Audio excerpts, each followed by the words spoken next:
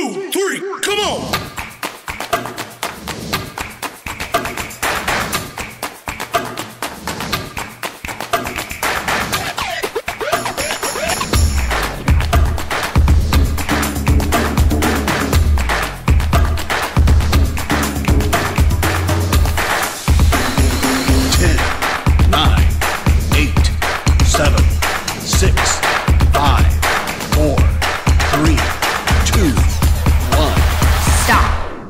So hari ini tema untuk sharingnya adalah caring is saving. Ya, jadi ada satu pertanyaan menarik buat teman-teman, buat kita semua. Pernah gak kepikiran ya teman-teman, kenapa Tuhan Yesus itu tuh peduli sama manusia?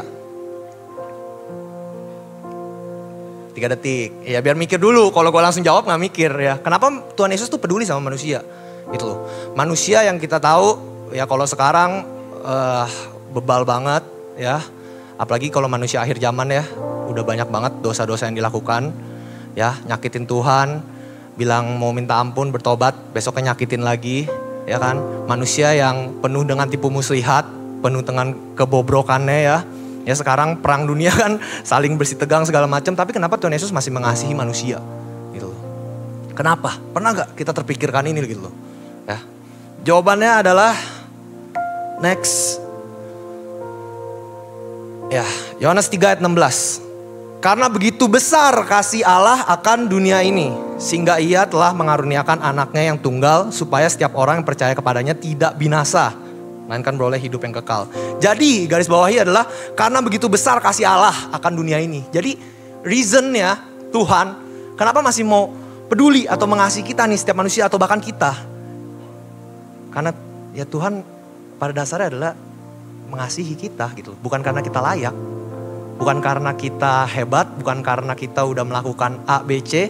Tapi karena memang di awalnya itu keputusan yang Tuhan ambil. Karena Tuhan mengasihi kita. Makanya Tuhan masih sampai hari ini ya peduli sama setiap kita. Dan peduli sama setiap manusia gitu loh. Nah, berbicara tentang sharing is caring gitu ya. Tuhan juga mau kita peduli gitu. Dan menjangkau orang-orang selain kita gitu loh. Ini panggilan untuk buat kita mulai peduli dengan orang lain. Ya kan? Mulai peduli juga karena ya kita juga, Tuhan juga peduli sama kita gitu kan. Yang kita gak layak gitu. Tapi ya gimana caranya? Next. First point adalah miliki belas kasihan sebagai dasarnya. Oke. Media boleh next. Nah jadi kita harus punya belas kasihan sebagai dasarnya. Kalau enggak ya sama kayak gitu loh. Tuhan mengasihi kita bukan karena kita layak, tapi ya karena belas kasihan. Gitu.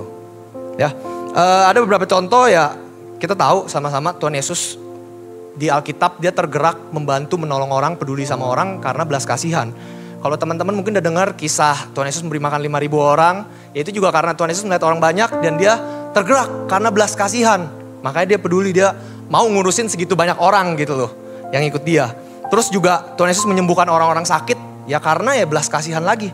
Bukan karena orang itu layak ya. Tuhan Yesus juga gak punya hak untuk kewajiban untuk ngasih makan orang-orang banyak. Tapi karena belas kasihan sekali lagi. Dan juga kalau teman-teman pernah dengar juga kisah tentang Tuhan Yesus membangkitkan anak seorang janda. Itu juga ya Tuhan Yesus gak punya kewajiban untuk ngelakuin itu gitu loh. Itu kan anaknya si janda gitu. Apa urusannya sama Tuhan Yesus gitu loh. Ya keluarga-keluarga lu gitu kan. Tapi ya Tuhan membangkitkan, Tuhan melakukan mujizat karena belas kasihan sekali lagi. Bahkan di momen-momen terakhir Tuhan Yesus ketika dia disalib gitu ya. Tuhan Yesus masih bisa mengampuni, masih bisa doain orang-orang nyalipin dia. Bilang ke orang-orang itu, Bapa ampunilah mereka sebab mereka gak tahu apa yang mereka perbuat. Itu bukan karena orang-orang itu layak. Gitu ya.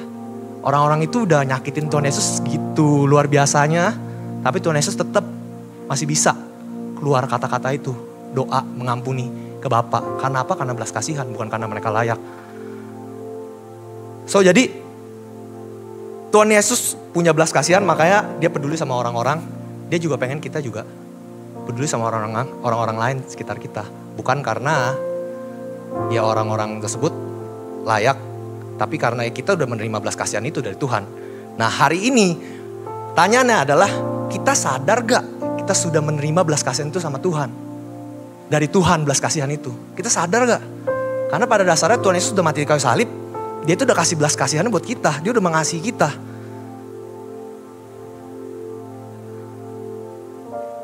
Di Yohanes 13 ayat 34. Boleh ditampilin media? Nah ini. Baca bareng-bareng ya. 1, 2, 3. Hey. Baca bareng-bareng guys. Let's go. 1, 2, 3. Aku memberikan perintah baru kepada kamu. Wait, belum tampilin ya? Oh, kukira udah. Media boleh tampilkan?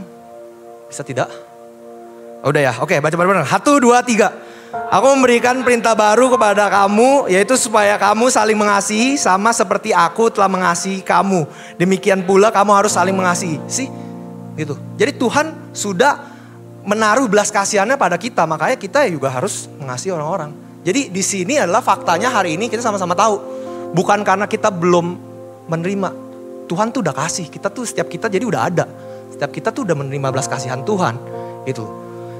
Pertanyaannya gimana caranya supaya kita menyalurkan belas kasihan itu jadi wujud kepedulian. Gitu loh. Ya salah satunya tadi ya. Makanya dasarnya harus punya belas kasihan. Kalau enggak kita gak akan peduli sama orang lain. Nah sekarang coba kita mikir deh. Kok bisa ada ya orang yang bisa, dia udah sadar nih ya. Kayak hari ini kita sama-sama belajar, hari ini kita sama-sama tersadarkan. Kita udah menerima belas kasihan dari Tuhan. Tapi kok ada orang-orang yang dia udah sadar menerima kasih Tuhan Yesus. Gitu ya. Dia udah sadar dia terima belas kasihan. Tapi dia gak bisa menyalurkan kepedulian itu ke orang-orang sekitarnya, sekelilingnya. Tapi kalau kita pikirin, kok juga bisa ada orang yang udah menerima belas kasihan dari Tuhan. Dan dia bisa menyalurkan kepeduliannya itu ke orang-orang sekitarnya. Kenapa bisa kayak gitu? Next point. Ini, memandang orang lain sama berharga di hadapan Tuhan. Ya, masih ingat ya di awal Tuhan Yesus peduli sama kita bukan karena kita layak. Tapi Tuhan Yesus peduli sama kita karena itu keputusan dia mengasihi kita. Karena Tuhan Yesus mengasihi kita. Ya karena belas kasihan. Jadi yuk kita peduli sama orang-orang sekeliling kita. Sama seperti ya kayak Tuhan Yesus sudah peduli sama kita nih karena belas kasihan nih. Bukan karena kita layak gitu loh. Kita belajar memandang orang lain untuk sama berharganya gitu. Dia, lu sama gue sama berharganya gitu. Mau sehidup lu ngalamin A, ngalamin B, gue juga ngalamin peristiwa gue A, B ya kita sama berharganya di hadapan Tuhan. So kita bergerak peduli sama orang lain bukan karena kita ngelihat dia layak atau enggak. Ya lu ngalamin kayak gitu gak ngalamin kayak gue, pantas aja lu kayak gitu. Ya udah itu urusan lu gitu. No, bukan karena dia layak atau enggak. Tapi belajar memandang. Dia sama berharganya sama gue gitu loh. Tuhan Yesus udah mati buat gue. Tuhan Yesus udah mengasihi gue sebelum gue layak. Tuhan Yesus mati buat gue. Tuhan Yesus mengasihi gue karena ya belas kasihan dia yang mau dia taruh buat gue. Makanya dia layakkan gue. Gitu loh. That's why kita harus memandang orang lain sama berharganya di hadapan Tuhan. Gitu. Kita sama-sama berharga sama orang lain. Makanya kita harus ya inilah belajar jadi salah satu reason untuk kita bergerak. Bisa peduli sama orang lain. Kita belajar memandang orang lain tuh sama. Gitu loh. Di Matius 9 ayat 36, ini ada satu peristiwa ini kan. Melihat orang banyak itu tergelaklah hati Yesus oleh belas kasihan kepada mereka. Karena mereka lelah dan terlantar seperti domba yang tidak bergembala. Jadi di sini Tuhan Yesus lihat tuh ya. Orang-orang yang lelah dan terlantar itu Tuhan Yesus gak pandang sebelah mata. Sekali lagi yang menggerakkan adalah belas kasihan. Gitu. Tuhan Yesus tetap melayani mereka. Terus next slide ya. Kita semua sama-sama tahu ya cerita tentang Zakheus ya. Ya kan? Tuhan Yesus peduli sama Zakheus karena apa sih? Bukan karena dia layak sekali lagi. Dia begitu dihujatnya, dibencinya orang-orang sekelilingnya ya. Mungkin kalau kita coba contohin ke diri kita ya. Ada gak sih orang-orang sekeliling kita yang kayaknya nih orang nih emang pantas dibenci, emang pantas stres, emang pantas digituin sama orang sekelilingnya. Gitu. Coba kita ingat-ingat ya. Ada gak sih sekeliling kita tuh ada gak sih orang-orang kayak gitu? Gitu loh. Nah Tuhan Yesus ini punya pandangan berbeda gitu loh. Sekalipun Zakheus tuh ya, di orang-orang udah gak demen sama dia, orang-orang udah gak suka sama dia, Tuhan Yesus tetap nyamperin. Tuhan Yesus peduli sama Zakheus. Kenapa? Ya karena dasar belas kasihan. Di sini firman Tuhan bilang kan, sebab anak manusia datang untuk mencari dan menyelamatkan yang hilang. Gitu loh. Jadi Tuhan Yesus gak ngelihat seberapa layak Zakheus gitu loh. Bahkan ahli-ahli Taurat aja kayak gak seneng kan, ih kok Tuhan Yesus makannya sama orang-orang kayak pemburu yang tukang lagi pajak kayak gitu-gitu sih, mau sih ya Tuhan Yesus ya. Ya sekali lagi Tuhan Yesus nggak ngelihat dia layak atau enggak, tapi Tuhan Yesus bergerak karena belas kasihan. Dia memandang semua jiwa tuh semua orang sama berharga di matanya. That's why Tuhan Yesus bisa nyamperin Zakheus dari pohon, turun ayo sini. Yang sementara orang lain sibuk dengan kesibukannya dia sendiri gitu loh. Atau bisa jadi makanya kan kalau kita coba bandingin sama diri kita, mungkin kita lihat kan ada satu orang mungkin sekitar lingkungan kita, memang dia mah layak digituin sama orang lain. Bisa gak kita bergerak peduli sama dia, walaupun orang lain itu tuh gak peduli sama dia atau orang lain ngejudge dia. Kita merasa memang dia pantas digituin, tapi kita bergerak buat dia. Gue mau ada buat lu, gue mau peduli buat lu. Bukan karena lu layak, ya karena gue udah ngerasain belas kasihan dari Tuhan. Karena gue yang dilayakkan Tuhan.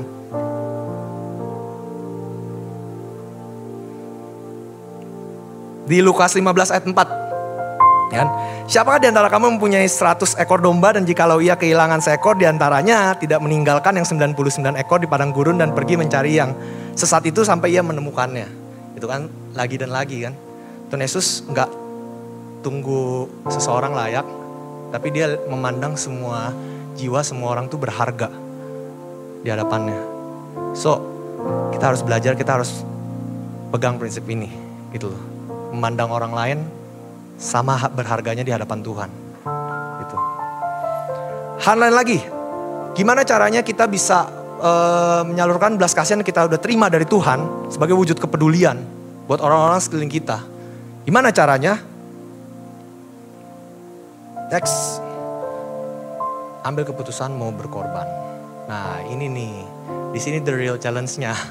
Ya, jadi kita nggak bisa, kita cuma udah terima kasih dari Tuhan, udah merasa dikasihi, udah terima segala berkatnya, kita dijadikan layak, dan kita juga memandang orang lain sama berharga di hadapan dia, tapi kita nggak ngelakuin apa-apa, kita do nothing. Ya orang lain nggak merasakan kepedulian dari kita juga. Tuh, jadi memang harus ada start belajar ambil keputusan mau berkorban. Gitu. Banyak keseharian gue sharing sedikit, sebenarnya berkorban, ambil keputusan mau berkorban tuh bisa lewat banyak aspek ya. Paling simple, gue di kerjaan gue, nemenin temen yang lagi ruwet sama urusan masalah kerjaan dia, yang gue tahu juga itu dia kena masalah itu karena keputusan dia, salah respon dia juga gitu loh. Sebenarnya bukan kewajiban gue juga untuk dengerin dia, nemenin dia, terus juga bantuin dia, peduli sama dia. Tapi di situ kayak gue merasa, oh iya ya, gue ngelihat dia nggak punya privilege kayak gue yang bisa punya komunitas benar. Dia nggak punya privilege yang dimana ya dia belum mengenal Tuhan gitu loh. Gue kenal Tuhan, gue bisa kalau ada apa-apa gue bisa datang curhat sama Tuhan. Gue ada apa-apa gue di sini ada live, gue bisa curhat sama mentor gue. Dia nggak punya. Itu yang gue lihat. Walaupun itu bukan kewajiban gue juga untuk nemenin dia, untuk peduli sama dia. Ya gue tetap dengerin dia. Ya gue dengerin curhat dia, gue kadang kasih solusi ke dia. Itu di kerjaan. Di pergaulan juga sama gitu loh. Ada temen gue yang dimana berasa kesepian segala macem. Pelariannya ya kalau gak ke klub, kalau gak nongkrong-nongkrong gak jelas segala macem. Ya sebenarnya itu bukan hak gue juga untuk, maksudnya bukan kewajiban gue untuk kayak apa ya, tanda kutip ngurusin hidup dia gitu loh. Tapi baik lagi, males gak kadang sebenarnya? Males ngurusin, maksudnya temenin teman yang kayak gitu ya. Apalagi udah tahu gitu loh kan. Firman Tuhan udah bilang kan, pergaulan buruk merusak kebiasaan baik. Jadi harus berjaga-jaga kan. Tapi jangan salah gitu loh. Tuhan juga pengen kita juga bergerak juga gitu loh. Menjangkau mereka. Kalau enggak, mereka kapan bisa terjangkau dan hidupnya ya kayak gitu terus gitu loh. So di situ kayak ya udah. Kadang ya dengerin curhatan-curhatan gak jelas. Ya kan dengerinnya nemenin, harus ngomongin waktu kadang kan. Terus juga kesalahan-kesalahan yang dia perbuat pun juga ya karena keputusan-keputusan dia gitu loh. Baik lagi kan. Tapi gue harus dengerin, iya ini segala macam, peduli lagi, kasih solusinya, tolongin lagi. Bahkan dia ribut sama orang lain, urusan dia. Sebenarnya bukan kewajiban gue juga gitu. Tapi ya karena gue peduli, gue pengen dia juga hidupnya lebih baik ya. Gue yang bantu. Dia ribut sama orang, gue yang repot gitu. Tapi gue ngelakuin itu bukan karena ya dia layak, bukan karena itu kewajiban gue. Tapi karena ya gue sadar dia tuh gak punya komunitas yang benar, dia gak menerima kasih dari Tuhan. Yang sudah menerima kasih itu gue. Gue kalau lagi susah, lagi sedih, lagi capek, gue bisa datang sama Tuhan, gue curhat sama Tuhan. Tuhan kasih damai sejahtera ke gue. Teman-teman juga pasti berasa kan kayak gitu kan. Teman-teman di sini ada komunitas, teman-teman ada live. Sementara teman-teman kita di luar sana belum tentu mereka punya. Mereka aja nggak kenal Tuhan Yesus itu siapa. Kadang mereka tuh kalau lagi kesusahan, lagi pusing, lagi bingung segala macam, mereka nggak tahu harus lari kemana. Tuhan cuma bisa pakai siapa? Kita. Kita yang udah menerima belas kasihan dari Tuhan, kita yang udah dilayakin sama Tuhan. Gitu. Tuhan cuma bisa pakai kita. Gitu. So itu yang gue kadang temui ya di teman-teman pergaulan. Kadang ya itu kan hal-hal kecil sebenarnya, nemenin curhat, nolongin mereka segala macam. Kadang kalau lagi ada kesusahan, butuh duit segala macam, minjemin duit. Aduh, kadang gue udah tahu nih, udah minjemin udah pasti nggak bakal balik gitu kan. Males banget gitu. Dan bukan kewajiban gue juga gitu. Tapi gue tahu kalau gue nggak minjemin ini segala macam, dia nggak ada pertolongan dari siapapun lagi. Bisa jadi gue tahu kalau gue minjemin ini ya udah pasti hilang gitu loh. Udah pasti ini, tapi ya dengan gue bergerak itu bukan, sekali lagi bukan karena hitung-hitungan. Tapi ya karena gue berharap ketika gue minjemin dia ini duit segala macem, gue berharap gue bisa masuk ke kehidupan dia. Tuhan bisa pakai gue untuk at least bisa membantu dia, support dia. Gitu loh. Yang one day memang Tuhannya bukan gue, Tuhannya tetap Yesus. Gue gak bisa ngubah hidup dia. Tapi gue menyerahkan hidup gue supaya Tuhan pakai gue. Siapa tahu dari kejadian-kejadian kecil itu Tuhan berbicara melalui gue gitu di kehidupan dia.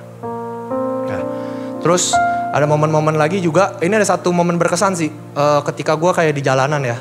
Out of nowhere, jadi dekat komplek gue, waktu itu udah malam. Terus kayak ada bapak-bapak gitu pemulung ya. Di depan komplek gue persis, jadi lagi kayak ngeringkuk gitu segala macem. Terus kayak gue lewat kan, gue jalan pelan, gue ngeliat, ih kasian ya, tapi ya udah gue kayak lewatin. Pas udah mau masuk komplek, entah kenapa tuh kayaknya nggak tenang banget. Akhirnya gue putar balik, gue datengin tuh bapak-bapak. Ya singkat ceritanya, memang gue mau nolong gitu loh, tergerak untuk nolong. Nah sekali lagi ini belas kasihan nih. Tadinya gue udah ragu-ragu, awalnya ya udah karena itu ngikutin belas kasihan, ya udahlah nolongin segala macem, ngobrol-ngobrol. Kenapa Pak kok mulung gini segala macem? Singkat ceritanya dia ada masalah keluarga, keluarganya, jadi dia punya 2 anak, anaknya itu yang satu hamil di luar nikah, dia harus nanggung pernikahannya, anaknya yang satu lagi masih SD, dia lagi susah segala macem, lagi stres di situ, dia cuma ngeringkuk, kasian banget udah tengah malam gitu loh, bapak-bapak udah agak tua gitu kan. Kebetulan di situ juga gue ada cash duit, ya gue kasih gitu loh. Godaannya di situ adalah sekali lagi itu bukan kewajiban gue, bukan tugas gue juga gitu loh. Dan itu udah malam, gue tadi udah lewat juga gitu loh. Bapak-bapak itu juga kalau gue bantu dikit juga sebenarnya nggak langsung ngubah hidup dia. Tapi situ entah kenapa gue cuma nurutin kayak ya timbul belas kasihan, gue cuma mau ambil keputusan untuk berkorban. Gue datang ke dia, cerita-cerita, gue support dia, ya udah Pak semangat ya Pak ini segala macem, gue kasih duit, gue minta izin Pak boleh gak saya doain Bapak? Saya tahu sih mungkin agama kita berbeda ya. Gue cerita sedikit, saya ya Tuhan saya Tuhan Yesus. Gitu. Buat saya Tuhan Yesus itu Allah yang baik. Dia tuh penolong, dia tuh penyelamat saya. Ya, hari ini saya mau doain Bapak. Saya percaya mungkin kehidupan Bapak lagi susah segala macam. Tapi saya cuma mendoain Bapak. Semoga Tuhan saya bisa tolong Bapak. Mau gak Bapak doain? Dia mau. Dan akhirnya waktu itu doa. Yang gue juga percaya, gue doa malam itu belum tentu besoknya langsung terjadi mujizat, kehidupannya langsung kaya raya, langsung semua masalahnya berubah, enggak. Dan apakah gue malam itu doa, besoknya dia jadi Kristen? Enggak juga. Tugas gue apa? Tugas gue cuma gue mau dipakai sama Tuhan, peduli sama orang lain, gue menabur benih. Yang one day gue berharap, gue pun gak tahu kapan lagi ketemu tuh Bapak kan, bisa jadi cuma sekali itu doang, dan memang gue gak ketemu lagi sampai sekarang gitu loh. Tugas gue cuma nabur benih kok. Gue udah nerima kasih dari Tuhan, gue nerima belas kasihan itu, gue terima keselamatan itu, gue share. Itu salah satu momen yang gue juga sampai hari ini jadi penguatan buat gue juga gitu loh. Ya teman-teman bisa lihat sekeliling teman-teman kerjaan kalian, teman-teman yang masih kuliah, yang masih sekolah, ya kan. Bahkan di rumah, ya bisa juga sama keluarga orang terdekat. Intinya adalah ambil keputusan untuk mau berkorban, gitu loh. Memang nggak gampang, pasti ada namanya berkorban. Makanya gak masuk nih, kalau hitung-hitungan bisnis gak masuk nih. Udah pasti bocuan nih guys. Ya gak bakal masuk, makanya jangan hitung-hitungan. Ya kalau tadi Keisha ibarat satu, jangan hitung-hitungan sama Tuhan. Tuhan tuh udah ngorbanin nyawanya gitu loh. Lu kalau Tuhan, lu mau hitung-hitungan ya buat orang lain. Tuhan hitung-hitungan sama kita, mati kita nih. Ya kan gitu, jadi Tuhan udah melayakan kita. Tuhan udah taruh belas kasihannya sebelum kita percaya sama dia bahkan. Ya kan. Ya jadi hari ini ambil keputusan untuk berkorban. Ya.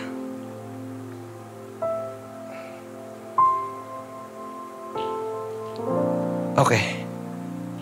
Cepat juga ternyata. Penutup guys. Ya, siang hari ini kita sama-sama udah nerima pesan singkat ya tentang peduli ya. Kita hari ini disadarkan bahwa kita semua di sini nih udah nerima belas kasihan Tuhan. Gak ada satupun yang gak nerima. Kita hari ini disadarkan itu. Jadi kita harus sadar dan kita harus percaya. Kita udah nerima belas kasihan Tuhan. Dan Tuhan peduli sama kita bukan karena kita layak, tapi karena Dia mengasihani kita. So Tuhan juga pengen kita bergerak juga. Peduli ke orang lain. Pakai apa ya? Pakai dasarnya belas kasihan yang kita udah terima nih dari Tuhan. Ya, kayak yang tadi gue bilang kan, kita punya segala privilege buat datang ke Tuhan. Kita punya privilege komunitas ini. Pakai itu untuk biar orang lain sekeliling kita merasakannya. Ya, terus caranya gimana? Ya belajar untuk memandang orang lain sama berharga di hadapan Tuhan. Jadi kita peduli sama orang lain bukan karena ada untungnya, bukan karena orang itu layak atau enggak. Tapi balik lagi, Tuhan semuanya sama berharga di hadapan Tuhan. Gitu loh. Ya. Yang ketiga, ambil keputusan untuk berkorban. Mau berkorban. Supaya benar-benar kasih itu, kepedulian itu benar-benar bisa terrealisasikan gitu ya, ke sekeliling kita. Ya memang berat sometimes gitu loh. Tapi ingat, baik lagi makanya harus dasarnya belas kasihan. Ingat lagi apa yang udah Tuhan lakuin sih buat kita. Apa sih yang kita punya selama ini, privilege yang Tuhan udah taruh buat hidup kita. Ingat hal itu. Ya, dan pakai itu untuk peduli sama orang-orang sekeliling kita. Di kerjaan kita, di sekolah kita, di kampus kita, di keluarga kita. Kemanapun Tuhan bawa kita, di tongkrongan-tongkrongan ya. Ya.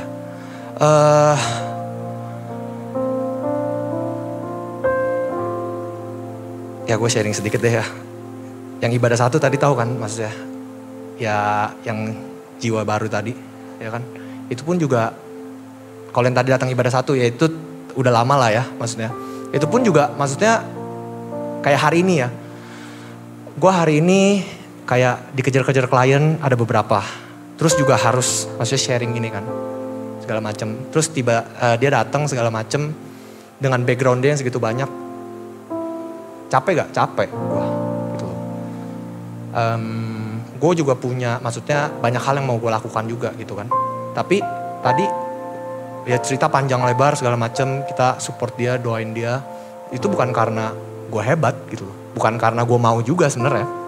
Ya tapi karena ya Tuhan cuma taruh belas kasihan itu dan gue cuma taat aja. Gue dengerin dia cerita segala macam, udah lama nggak datang ibadah segala macam. Ya kita coba kasih saran, support semaksimalnya gitu.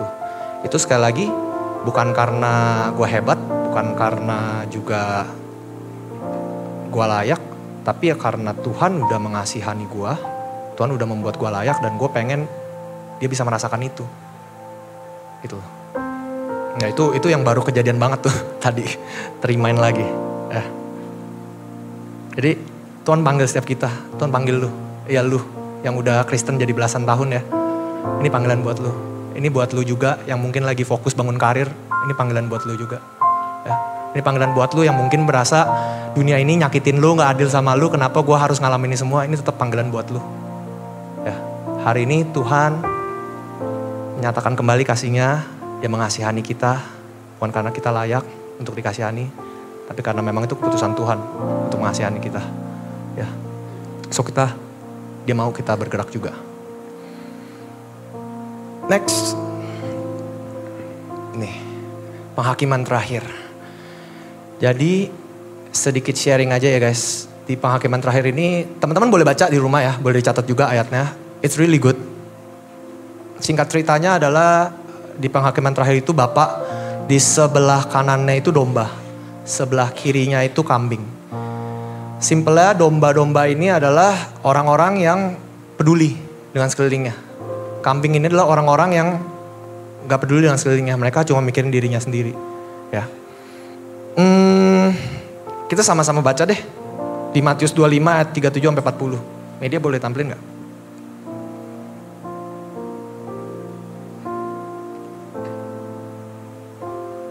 Sudah keluar? Oke. Kalian dulu, habis itu kita ganti-gantian ya. Oke? 1, 2, 3.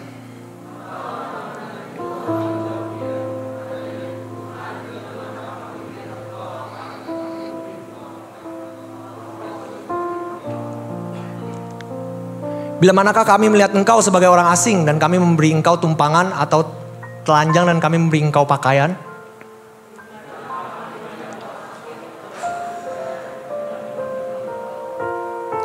Dan raja itu akan menjawab mereka, aku berkata kepadamu, sesungguhnya segala sesuatu yang kamu lakukan untuk salah seorang dari saudaraku yang paling hina ini, kamu telah melakukannya untuk aku.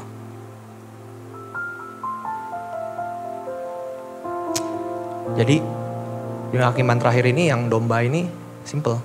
Dia melakukan peduli sama sekelilingnya. Yang kambing ini gak peduli. Dan Tuhan bilang, ketika kamu peduli sama orang lain, kamu juga peduli sama aku. Artinya, gue ketika merenungkan firman ini, gue ngerasain banget kasih Tuhan. Gue cuma merenung, gue bilang, Tuhan thank you ya Bapak. It's such a privilege gitu loh. Tuhan yang kita sembah, Tuhan yang kita selama ini kita coba bangun hubungan gitu loh. He is real. Dalam wujud apa? Ini. Peduli sama sekeliling kita. Ya Tuhan bilang sendiri kok. Ya kan? Segala sesuatu yang kamu lakukan untuk salah seorang dari saudaraku yang paling hina ini, kamu telah melakukannya untuk aku. So start peduli guys. Ya. Dan di penghakiman terakhir ini, endingnya adalah yang domba ini mereka masuk ke kerajaan surga. Yang kambing ini yang peduli sama dirinya sendiri, yang egois, dibuang ke neraka. Hari ini kita diperhadapkan dengan pilihan, mau atau enggak. Untuk peduli dengan sekeliling kita.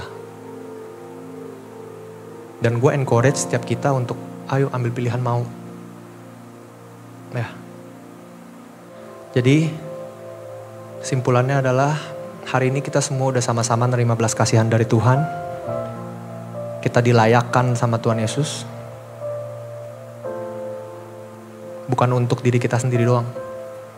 Tapi untuk sekeliling kita. Kita belajar memandang orang sekeliling kita. Walaupun memang gak gampang. Memang susah kadang. Kalau ngomong kayak gini kan enak ya. Ya dengerin, maksudnya gue bisa sharing kayak gini ya enak. Tapi pas prakteknya, pas di lapangannya tuh kadang juga perdebatan batin juga. Gak gampang. Makanya itu benar-benar ingatnya ke Tuhan. Baik lagi, pakai belas kasihan Tuhan. Dasarnya harus belas kasihan Tuhan.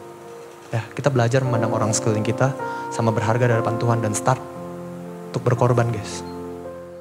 Terima kasih sudah menyaksikan serial pengajaran kami hari ini. Dan jangan lupa untuk subscribe channel YouTube Next Gen supaya teman-teman bisa mendapatkan notifikasi dan informasi terupdate mengenai serial pengajaran kami yang lainnya. Dan untuk kamu yang belum memiliki komunitas atau baru pertama kali menerima Tuhan Yesus sebagai Tuhan dan Juru Selamat, yuk join dan gabung di Next Gen, kita sama-sama beribadah, bertumbuh, dan belajar untuk hidup lebih lagi bagi Tuhan. Sebelum kita akhiri, mari kita bersatu di dalam doa. Tuhan, terima kasih untuk hari ini, untuk kesempatan yang Kau berikan. Kalau kami sudah mendengarkan firman-Mu, biarlah firman-Mu bisa tertanam, bertumbuh, dan berbuah di setiap hidup kami ya Tuhan. Biarlah kami nggak cuma merenungkan, tapi kami juga bisa menghidupi dan mempraktikkan firman yang telah kami dengar ya Tuhan. Terima kasih. Di dalam nama Tuhan Yesus kami telah berdoa dan mengucap syukur. Haleluya, puji Tuhan. Amin. Sampai jumpa teman-teman dan Tuhan berkati. Bye.